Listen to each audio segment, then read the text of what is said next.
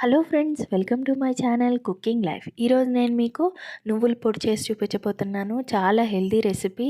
రోజు ఒక ముద్ద అన్నంలోకి ఈ నువ్వుల పొడి తిన్నారంటే చాలా హెల్దీ. ముఖ్యంగా ఆడవాళ్ళు తప్పకుండా తినాల్సిన రెసిపీ. మరి లేట్ లేకుండా రెసిపీలోకి వెళ్ళిపోదాము. నేను ఇక్కడ స్టవ్ మీద ఒక ప్యాన్ పెట్టేసుకొని అందులోకి ఒక 100 గ్రామ్స్ నువ్వులు తీసుకున్నాను. ఈ నువ్వుల్ని లో ఫ్లేమ్లో పెట్టుకొని ఎక్కడ మాడనివ్వకుండా 2 నుంచి 3 నిమిషాల పాటు లో ఫ్లేమ్లో ఇలా కలుపుతూ కుక్ చేసుకోవాలి.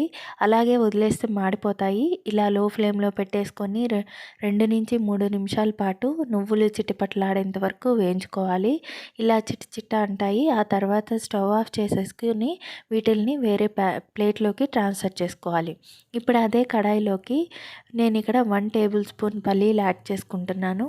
ఈ పల్లీల్ని కూడా పచ్చివాసన పోయేంత వరకు ఒక 2 నిమిషాల పాటు లో ఫ్లేమ్లో పెట్టుకొని పచ్చివాసన పోయేంత వరకు వేయించుకోవాలి.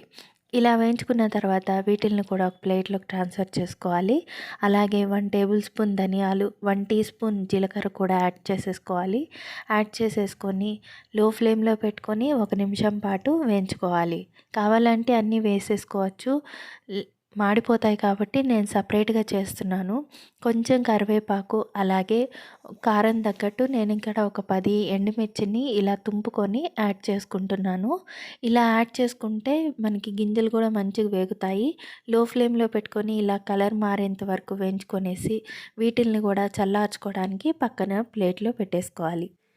ఇప్పుడు ఒక మిక్సీ జార్లోకి ముందుగా మనం వేయించి పెట్టుకున్న ఎండుమిర్చి, ధనియాలు, జీలకర్ర యాడ్ చేసుకోవాలి, కరివేపాకు. వీటిల్ని ఫైన్గా గ్రైండ్ చేసేసుకోవాలి.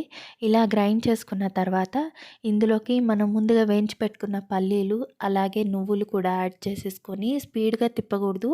పల్స్ మోడ్లో గ్రైండ్ చేసుకుంటేనే మనకు పొడి పొడిగా వస్తుంది. లేదంటే ఈ నువ్వుల్లో నుంచి ఆయిల్ బయటకు వచ్చి ముద్ద ముద్దగా వస్తుంది. ఇప్పుడు రుచికి సరిపడా సాల్ట్ కూడా యాడ్ చేసేసుకొని పల్స్ మోడ్లో ఇలా గ్రైండ్ చేసుకోవాలి. ఇలా గ్రైండ్ చేసుకున్న తర్వాత ఇందులోకి ఒక గడ్డ వెల్లుల్లి రెబ్బల్ని ఇలాగా పొట్టు కొంచెం లైట్గా తీసేసుకొని మిక్సీ పట్టేసుకోవాలి. ముందుగా చెప్తున్నాను, పల్స్ మోడ్లోనే ఇది గ్రైండ్ చేసుకోవాలి, లేదంటే పేస్ట్గా అయిపోతుంది. నచ్చితే కొంచెం చింతపండు యాడ్ చేసుకోవాలి. టేస్ట్, ఫ్లేవర్ అనేది చాలా బాగుంటుంది.